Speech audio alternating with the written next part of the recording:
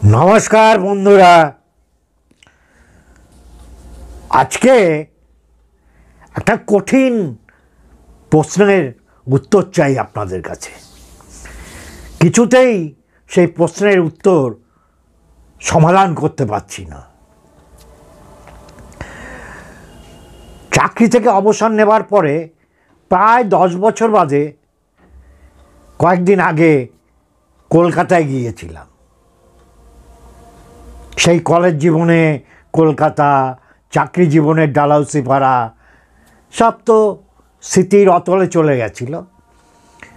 প্রয়োজন হয়নি, যাইনি। হঠাৎ কয়েকদিন আগে প্রায় সারাদিন কলকাতায় কাটালাম। সেই গল্পটা একটু বলে নিই আপনাদের, তারপরে সমস্যাটা বলবো। কলকাতাকে আমি চিনতে পারছি না। সেই যে কলকাতা ছাত্র অবস্থায় গত শতকের 6-7 দশকে বাসে বাদুর ঝোলা, একটার পর একটা বাস ছেড়ে দিতে হতো, বাস পেতাম না।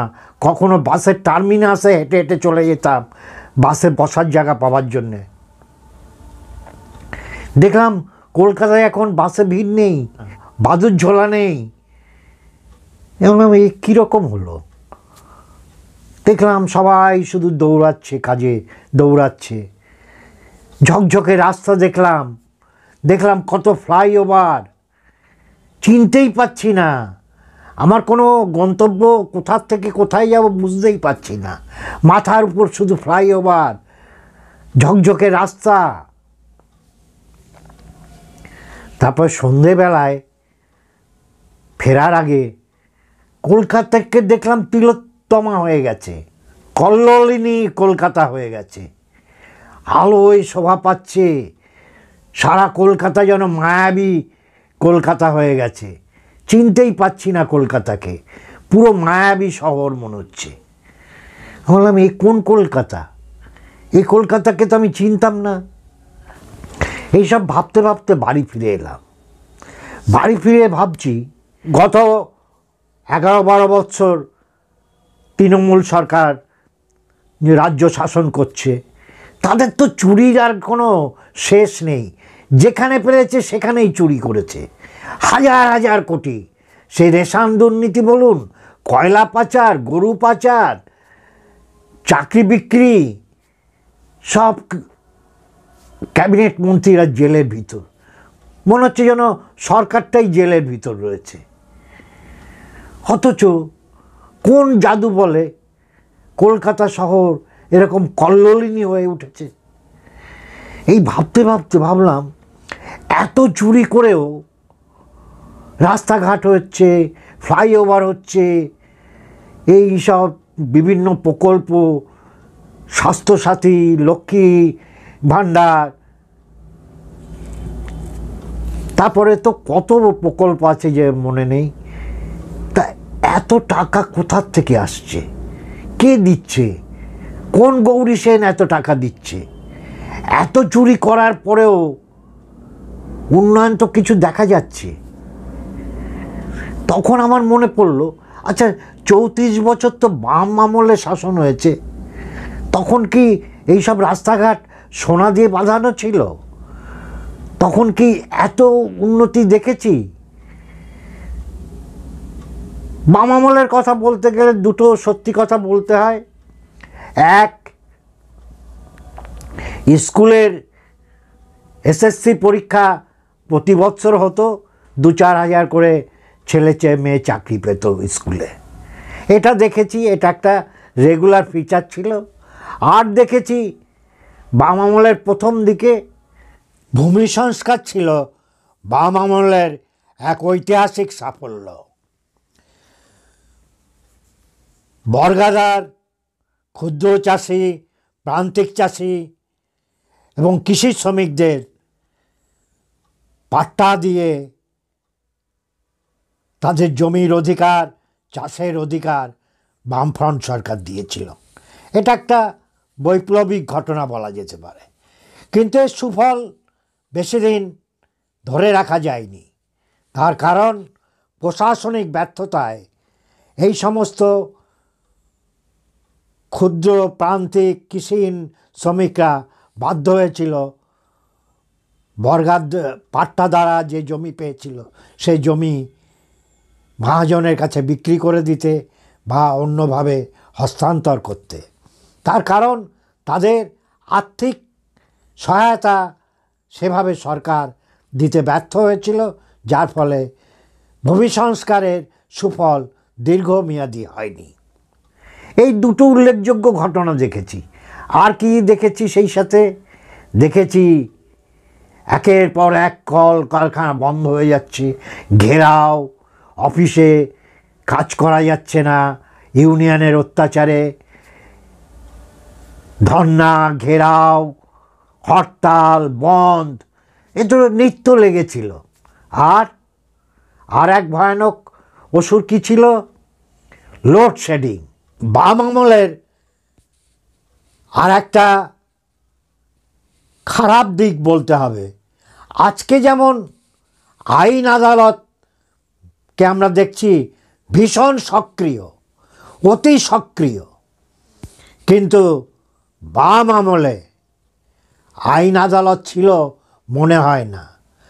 পাড়ায় পাড়ায় লেনিন স্টালিনদের ভূত হয়ে কিছু কমরেডরা সমস্ত সমস্যার সমাধান করে দিতেন। ভাড়াটে বাড়িওয়ালা থেকে শুরু করে কে রাস্তার পাশে দোকান পাবে, কোন দোকানদারকে উচ্ছেদ করতে হবে, এ সমস্তই কমরেড দাদারা করতেন গম্ভীর মুখে। আইন আদালতের সক্রিয়তা কি চোখে পড়েছিল আপনাদের? আজকালকার মতো এরকম তা এখন তো এই লোডশেডিং তেমন দেখতে পাই না।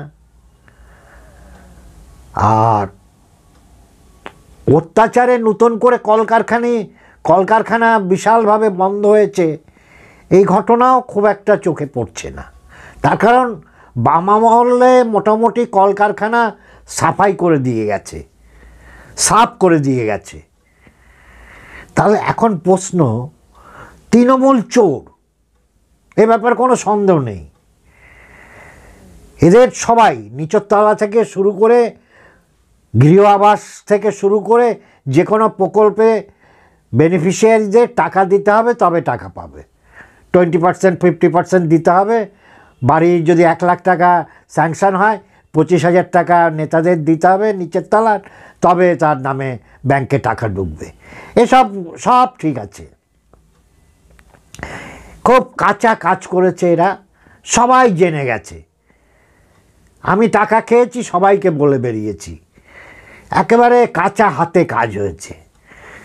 তাহলে বাম আমলে 34 বছর কি করে এরা টাকা, তো মোটামুটি হঠাৎ আকাশ থেকে টাকা পড়েনি যে তৃণমূলের যুগে আমেরিকা থেকে টাকা পাঠাচ্ছে, কি ভগবান নিজে টাকার থলি মমতা ব্যানার্জিকে পাঠিয়ে দিচ্ছে, তাই দিয়ে উন্নয়ন করছে, বাকিটা চুরি করছে।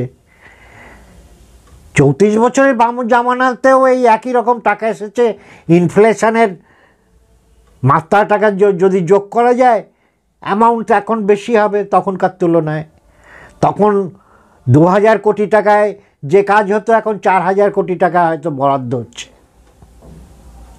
তাহলে 2000 কোটি টাকা যদি তখন থাকতো তখনকার মূল্যে, সেই অনুপাতে কি কাজ হয়েছে? তাহলে কি ওরাও চুরি করেছিল অন্ধকারের ভিতর, কেউ জানতে পারেনি? হতে পারে, এই সম্ভাবনাটা কিন্তু খুব আছে। তখন ওরা খুব ধূর্ত, ওরা কাঁচা কাজ করবে না। সায়েন্টিফিক ওয়েতে রিগিং করতো, সায়েন্টিফিক ওয়েতে হয়তো চুরিও করেছে, আমি জানি না, আমি বলছি না, আমি বলছি উন্নয়নটা দেখে। রাস্তাঘাট তখনও ভাঙাচোরা ছিল, এখনও রাস্তাঘাট ভালোও আছে, ভাঙাচোরাও আছে। তখনও কিছু ফ্লাইওভার ছিল, এখনও নতুন ফ্লাইওভার হচ্ছে। তখন কিছু প্রকল্প হয়েছে, এখন আরও বেশি প্রকল্প হচ্ছে। তাহলে তারপরে এত কোটি কোটি হাজার হাজার কোটি টাকা চুরি হচ্ছে, যদি এই চুরি না হতো তাহলে তো অর্ধেক রাস্তা প্রায় সোনা দিয়ে বাঁধানো হতো, আমরা হাজার হাজার টাকা পেতাম ভর্তুকি। তা বাম আমলে তো চুরি হয়নি বলছেন আপনারা, তাহলে তখন এই টাকাগুলো কোথায় গেছিল? সে টাকা দিয়ে কি হয়েছিল? বর্গাতে দিতে ভাগচাষিদের তো টাকা লাগে না, আপনার অ্যাকোয়ার্ড জমি, খাস জমি আপনারা বিলি বন্টন করেছেন, এর জন্য তো টাকা খরচ হয়নি। আর এসএসসি পরীক্ষা প্রতি বছর নিয়েছেন, ভালো, সৎ উদ্যোগ, ধন্যবাদ, চাকরি দিয়েছেন ছেলে মেয়েদের। কিন্তু এই যে রেশন দুর্নীতি, চাকরি দুর্নীতি, গরু পাচার, বালি পাচার, এসব হাজার হাজার কোটি টাকার এসব হচ্ছে তৃণমূলের আমলে, তৃণমূলের লোকরা করছে, সবাই জানে প্রকাশ্যে। চায়ের দোকান থেকে আদালত, প্রতিদিন খবরের কাগজ, টিভিতে ছবি দেখা যাচ্ছে, কিন্তু 34 বছরে কিন্তু কোনো ছবি দেখা যায়নি। তাহলে টাকাগুলো গেল কোথায়? কি হয়েছিল? কিভাবে ওই টাকাগুলো সরেছিল? না হলে তো উন্নয়ন আরও অনেক হতো, হলো না কেন? এই সমস্যার সমাধানটা আপনাদের দিতেই হবে। আমার একটা মাথায় যন্ত্রণা হচ্ছে, কিছুতেই অঙ্ক মেলাতে পারছি না। আর এমনি আমি অঙ্কে খুব কাঁচা, সেই জন্যে আমার বাবা মা আমাকে সায়েন্স বা আর্টস পড়ায়নি, আমাকে কম স্ট্রিমে পড়িয়েছে। ওই আমার ঠাকুমা বলতো, কি বাপের পয়সায় পড়িস, I Com, B Com, M Com, সব কম কম পড়েছি, সেই জন্য এই অঙ্ক মাথায় ঢুকছে না। আপনারা তো পণ্ডিত মানুষ, আপনারা একটু ব্যাখ্যা করে বলুন তো, যে তৃণমূল আমলে টাকার পরিমাণ বেশি, নিঃসন্দেহে উন্নয়নের জন্য কেন্দ্র থেকে বেশি টাকা পাওয়া যাচ্ছে, আবার ইনফ্লেশনও আছে, 6%, 7% ইনফ্লেশন। তাহলে ব্যাপারটা হরে ঘরে বাম আমলেও যে টাকা পেত এখনও সেই টাকাই পায়, ইনফ্লেশনটাকে বাদ দিলে। কিন্তু তাতেও এত টাকা চুরি করলো, তাহলে ওরা কি করলো টাকাটা দিয়ে? এইটা একটু সমাধানটা আপনাদের কাছে চাই। আমি তৃণমূল বা বামফ্রন্টের কেনা গোলাম নই, আমি খাঁটি একজন ভোটার। ভোটের সময় ঝপ বুঝে কোপ মারি, কেউ জানে না কাকে দিচ্ছি, সবাই ভাবে আমি তাদের লোক। আমি হচ্ছে গণতন্ত্রের খাঁটি পূজারী। ভোটের তালে আর মাহাত্ম থাকলো কি? আমি সিপিএম, আপনি তৃণমূল, আমি তৃণমূল, আপনি সিপিএম, উনি বিজেপি, সেটা যদি সবাই আগেই জেনে যায় তাহলে তো আর ভোট করার দরকারই হয় না। আপনাদের যদি ভালো লাগে শেয়ার, কমেন্ট, লাইক করবেন। যারা এখনও আমার চ্যানেলটা সাবস্ক্রাইব করেননি অনুগ্রহ করে সাবস্ক্রাইব করবেন। যারা সাবস্ক্রাইব করেছেন তাদের অসংখ্য ধন্যবাদ। সবাই ভালো থাকবেন। Thank you.